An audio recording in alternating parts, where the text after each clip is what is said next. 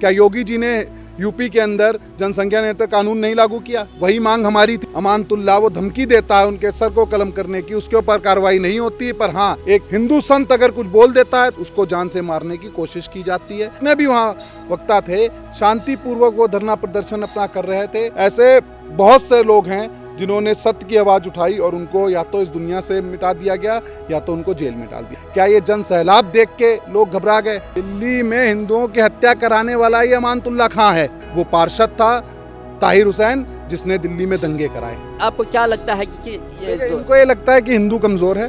उसके बावजूद भी आज अश्विनी उपाध्याय जी को, प्रीत भाई को, विकास भाई को, इन सबको जेल भेज दिया गया है। आज वही ओवैसी और अमानतुल्लाह खां अपने ट्विटर हैंडल से एक संत को मारने के लिए इनाम रखते हैं। सिर्फ हम अपनी एक मांग कर रहे थे, 5 कानूनों को लेकर एक मांग की जा रही थी और शांतिपूर्वक प्रदर्शन हो रहा था। वहाँ पे हम लोग 12 बजे मंच से उतर के अपने अपने घर चले गए थे। उसके बाद वहाँ क्या हुआ ये हम लोगों को भी नहीं पता। देश तोड़ने के नारे लगाए जाते हैं, देश को बांटने के नारे लगाए जाते हैं, उनके ऊपर कोई कार्रवाई नहीं होती। सुरक्षा कर्मी होने के बाद भी रात में 3:30 बजे लोग दीवार फांद के आते हैं और उनकी हत्या का प्रयास करते हैं। 25 सरकारी गनर और 20 उनके सुरक्षा कर्मी खुद के, उनके होते हुए भी ये आदमी आते हैं। नमस्कार दोस्तों, मैं खबर इंडिया से मोहन सिंह रावत। हम बात करते हैं देश के उन कानून की जिस कानूनों की मांग के लिए अधिवक्ता अश्विनी कुमार ने जो है आंदोलन किया था। आज हमारे साथ में हैं विकास भाई जी। सर आपका बहुत बहुत स्वागत है हमारे चैनल पे। तो हम बात करते हैं सर, आप किस तरह से लेते हैं कि देश के कानून की जो मांग करता है, कानून बनाने की जो मांग करते हैं, उनको जेल हो जाती है? ये बहुत दुखद घटना है। ठीक है कि आप एक कानून की मांग कर रहे हैं, देश हित के लिए कानून की मांग कर रहे हैं, तो उसके प्रदर्शन करने पे, शांतिपूर्वक प्रदर्शन करने पे, क्योंकि वहाँ मैं भी मौजूद था। ठीक है, मैं देख रहा था वहाँ पे जो अश्विनी उपाध्याय जी हैं या प्रीत जी हैं या जितने भी वहाँ वक्ता थे, शांतिपूर्वक वो धरना प्रदर्शन अपना कर रहे थे और 12 बजे धरना प्रदर्शन वहाँ पर ख़त्म कर दिया गया था। उसके बावजूद भी आज अश्विनी उपाध्याय जी को, प्रीत भाई को, विकास भाई को, इन सबको जेल भेज दिया गया है। तो बहुत दुर्भाग्यपूर्ण है। आज वही ओवैसी और अमानतुल्लाह खां अपने ट्विटर हैंडल से एक संत को मारने के लिए इनाम रखते हैं। उनके ऊपर कोई कार्रवाई नहीं होती, पर जो देश हित के लिए 5 कानूनों की मांग करते हैं उनको जेल भेज दिया जाता है। बहुत दुर्भाग्यपूर्ण है। तो सर जिस तरह से परसों का जो प्रकरण है उसमें क्या मांग उठ रहे हैं कि इनको एनएसए के अंदर में, AUPA के अंदर में जो है इन पे कार्रवाई होने, क्या जो इस तरह जघन्य अपराध है, क्या ये जो राष्ट्र विरोधी गतिविधियां हो रही थी? जो अश्विनी उपाध्याय वो स्वयं भी एडवोकेट हैं, तो आपको लगता है ऐसा कुछ नहीं वहाँ हुआ था? कोई ऐसी नारेबाजी नहीं थी। सिर्फ हम अपनी एक मांग कर रहे थे, 5 कानूनों को लेकर एक मांग की जा रही थी और शांतिपूर्वक प्रदर्शन हो रहा था। वहाँ पे संख्या ज़्यादा थी, बहुत उसमें ऐसे भी लोग थे, ठीक है, जिन्होंने नारेबाजी की है जिस वीडियो के हिसाब से, पर उनसे हम लोगों का कोई लेना देना नहीं था। ना अश्विनी उपाध्याय जी का लेना देना था, ना प्रीत जी का लेना देना था, ना वहाँ किसी भी ऑर्गेनाइज़र का वहाँ उनसे कोई लेना देना नहीं था। हम लोग 12 बजे मंच से उतर के अपने अपने घर चले गए थे। उसके बाद वहाँ क्या हुआ ये हम लोगों को भी नहीं पता।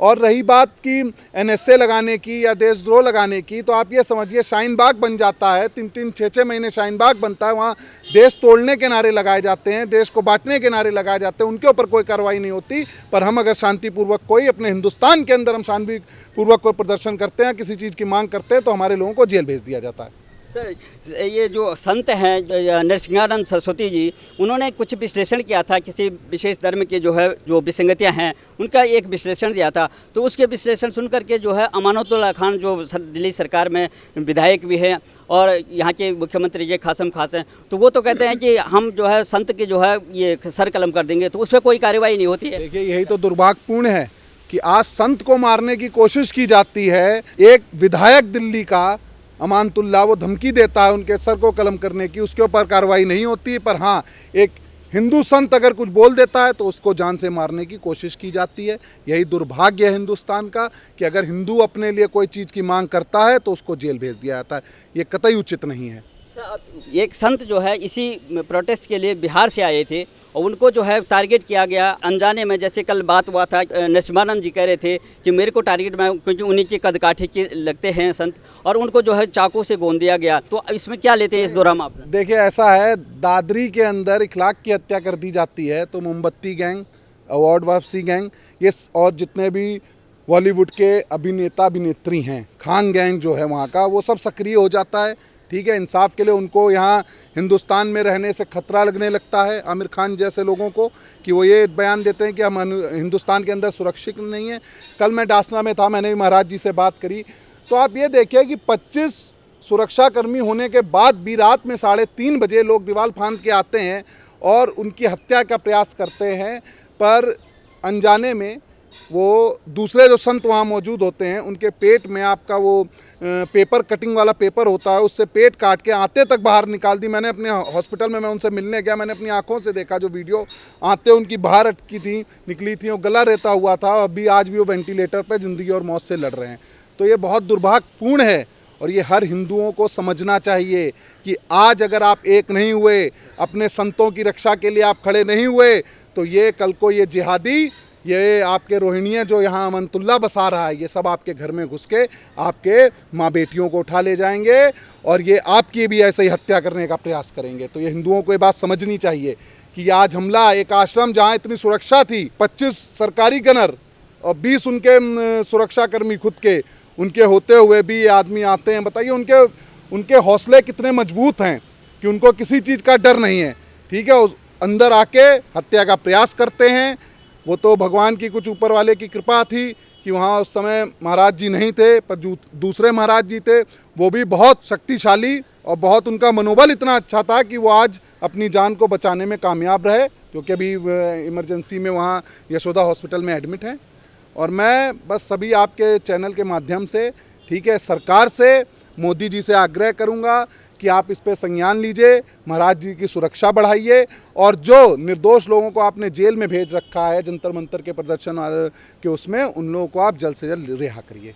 सर, जिस तरह से जो है कृषि कानून के विरोध में जो ये आंदोलन चल रहा है, सीए के विरोध में जो आंदोलन चल रहा है, उसमें जो है भारत माता के टुकड़े होंगे और मुख्यमंत्री को, प्रधानमंत्री को जिस तरह से बुरी बुरी गालियां दी जाती हैं, तो उन लोगों पे कब कार्रवाई होगी? वो जो दोहरा मापदंड क्यों है? देखिए, ऐसा है, यही एक दुर्भाग्य है हमारे देश का कि जो सत्य की आवाज़ उठाता है उसको जेल भेज दिया जाता है। ये आज से नहीं है, कई सालों से है। आप देखिए, भगत सिंह, राजगुरु, सुखदेव जी ने भी सत्य के लिए आवाज़ उठाई तो उनको भी जेल में डाल दिया गया था।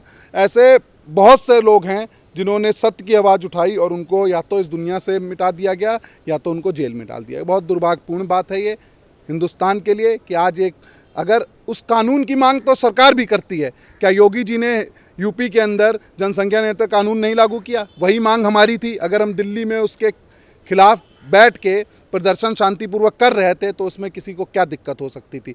क्या ये जन सैलाब देख के लोग घबरा गए कि उनको ये लग रहा है कि मतलब इतना जन सैलाब हिंदुओं का कैसे इकट्ठा हो गया कि आज ओवैसी जैसे अपने ट्विटर पे ये डाल रहे हैं कि वहाँ किसी विशेष समुदाय के लोगों के लिए खिलाफ नारेबाजी की गई, जबकि ऐसा कुछ भी नहीं हुआ। वहाँ पे मैं मंच पर मौजूद था, कोई नारेबाजी नहीं हुई। हम लोग बस अपने 5 कानून थी उसकी मांग के लिए हम लोग इकट्ठे हुए थे कि सरकार तक हमारी बात पहुँचे। हमने ज्ञापन दिया, उसके बाद धरना प्रदर्शन वहीं शांतिपूर्वक खत्म कर दिया गया। उसके बाद क्या वहाँ होता है उसके लिए ना अश्विनी उपाध्याय जी जिम्मेदार है, ना प्रीत जी जिम्मेदार है। हम वहाँ से कह के निकले थे माइक पर से कि यहाँ से आप अपने अपने घर जाइए।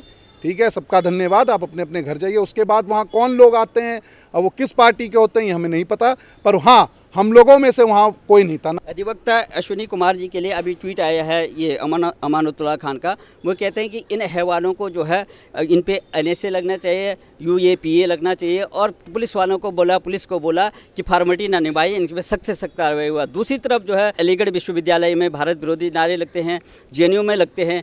वो छात्र नेता वहाँ से जो है एक क्रीम निकलती है, वो संस्थान है, विद्या के संस्थान है, तो वहाँ उन लोगों को क्यों नहीं, वो संज्ञानी अपराध आता है, उनको क्यों कर? दिल्ली में हिंदुओं की हत्या कराने वाला ये अमानुल्लाह खान है, जो इसने यहाँ रोहिणिये बसा रखे हैं। वही रोहिणिये जाके हमारे संतों पर हमला कर रहे हैं। ये अपने रोहिणियों के खिलाफ क्यों नहीं बोलता है? यहाँ के मुख्यमंत्री अरविंद केजरीवाल जी अपने विधायक के लिए क्यों नहीं बोलते हैं ऐसे बयानों पर? जो उसने ट्वीट करके कहा था कि संत का जो है गले रेतने की बात कही थी, सर तन से जुदा वाली बात इसने कही थी, तब यहाँ के मुख्यमंत्री ने अपने विधायक के ऊपर क्यों नहीं कार पाई?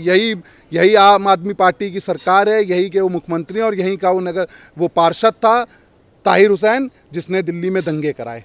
ठीक है, ये पार्टी दंगों की पार्टी है। ये आम आदमी पार्टी हिंदू मुस्लिम कराती है दिल्ली के अंदर, ठीक है, और हमारे भाइयों को बहकाती है। नरेशानंद को जिस तरह से मारने की कोशिश किया गया और बहुत बड़े जो अभिभूत तरीके से, आपने भी देखा होगा कि अभी तक जो है वहाँ पर रोंगटे खड़े करने वाला दृश्य दिख रहा है वहाँ पे, लेकिन किसी भी किसी भी जो है बुद्धिजीवी वर्ग का, किसी भी पॉलिटिशियन का कोई बयान नहीं आया है। तो आपको क्या लगता है कि ये देखिए, इनको ये लगता है कि हिंदू कमज़ोर है, ठीक है, हम हिंदुओं का साथ नहीं देंगे। हाँ, यही अगर किसी विशेष समुदाय लोगों में से किसी एक की हत्या हो जाती, जैसे आपने दादरी में देखा था कि 1 लाख की हत्या हुई, तो कितने सारे अवार्ड वापसी गैंग, मोमबत्ती गैंग सक्रिय हो गए थे।